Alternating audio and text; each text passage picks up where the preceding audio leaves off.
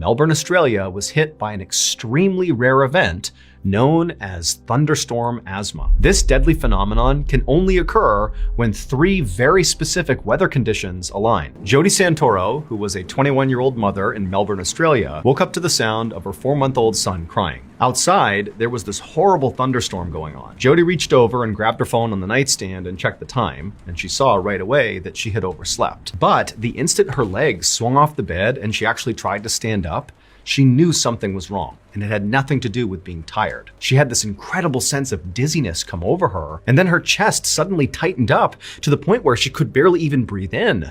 She found herself grabbing the bed just to steady herself. However, as alarming as this was, Jody didn't panic. She knew this feeling. She had been dealing with asthma for years, and she knew this was the start of an asthma attack. And so Jody reached over for her inhaler on the nightstand. She picked it up, brought it to her lips, pressed it down, and then took in a measured breath of the medication, expecting to pretty much immediately feel relief, but she didn't.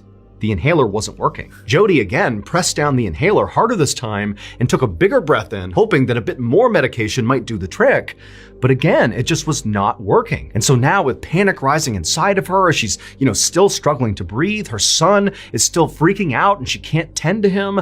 And all she was thinking is, I have to get my nebulizer, which is basically a more robust version of an inhaler. It provides more medication more quickly into your body. However, the nebulizer, which was just over in her closet, required some setup. And she knew she felt so frantic right now and she was shaking so much that she didn't think she'd be able to set it up or even set it up in time before she passed out. Just then, her fiance walked into the bedroom, drawn there by the sound of their son crying. But the second he walked in, his attention was not on their son, it was instead on Jody, who by now was clutching the bed and kind of hobbled over and very clearly having some sort of medical emergency. Jody turned to him and began to say, I can't breathe. But her fiance already knew she had asthma. He knew what these attacks looked like. And so without even needing to be told, he rushed to the closet, set up her nebulizer, and then put the mask right over her face. And as soon as it was, Jody took in the biggest inhale she possibly could, really believing this was going to stop the asthma attack.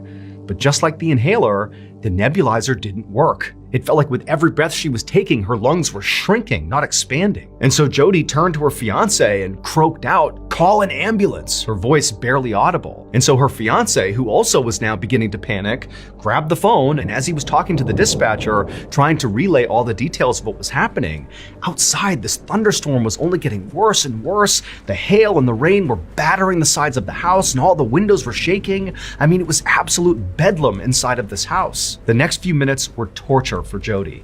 She laid on the bed waiting for paramedics. Her breaths at this point were so small, so shallow, like she knew she was about to pass out any second. And then finally the paramedics rushed inside. She knew there were 2 people in the room, but it was so chaotic. And all she could say when they showed up in the room was, I'm going to die. I'm going to die. The paramedics lifted her off the bed. They put her on the gurney.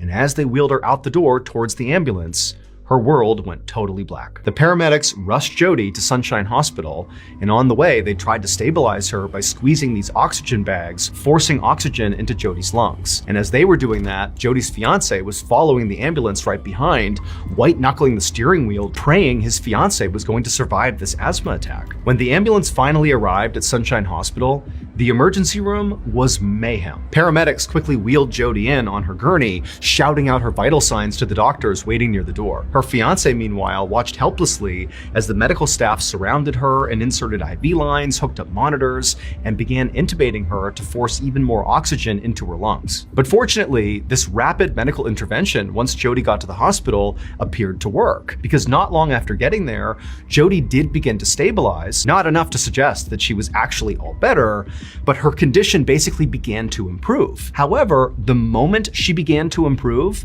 instead of the medical team, talking to her and figuring out what happened and making sure she really was on a path to recovery here, instead, the medical team literally ran out of her room back out to the front of the ER, because by this point, the Sunshine Hospital ER was overflowing with patients. There were all these people in the waiting room and also outside, and basically everybody had the same symptoms as Jody. They couldn't breathe. There were people slumped on the ground against the wall, screaming for help. I mean, the medical team was totally overwhelmed. And on top of that, there were ambulances literally lined up around the block waiting to drop off patients. There just wasn't any more space. But nonetheless, doctors and nurses and the medical team at the hospital worked furiously, moving from one patient to the next, sometimes in an exam room, sometimes out in the waiting room, sometimes outside. It's wherever the patients were. But the weird thing is all these people, they had the same symptoms, these severe asthma attacks, yet many of the people that were showing up had never had asthma in their lives before.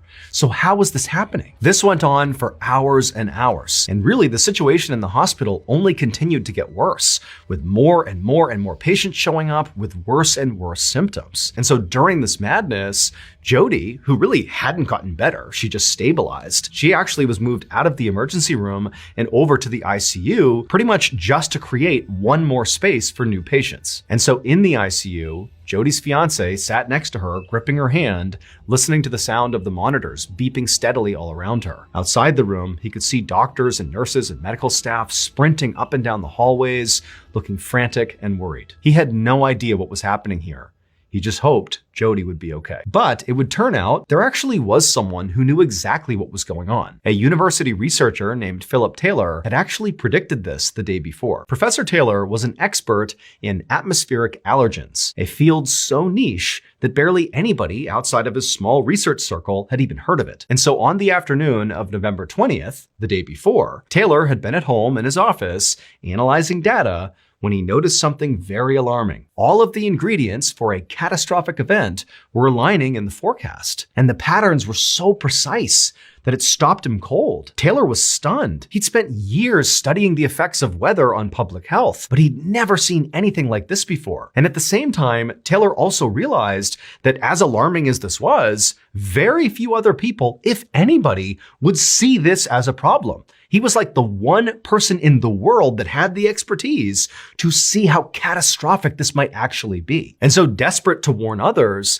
he wound up posting a very urgent announcement on this weather website that he managed, but unfortunately, it just wasn't seen by enough people in time. And so now, as hospitals all across Melbourne overflowed with people gasping for air, Taylor sat in his backyard watching the storm unfold. The sky was pitch black, rain and hail was coming down, the wind was whipping, and off in the distance, all he could hear was thunder and sirens. And he knew, unfortunately, his prediction had been right. Just like Professor Taylor's weather models had predicted, on November 21st, 2016, Melbourne, Australia was hit by an extremely rare event known as Thunderstorm Asthma. This deadly phenomenon can only occur when three very specific weather conditions align. 1, high heat during the day.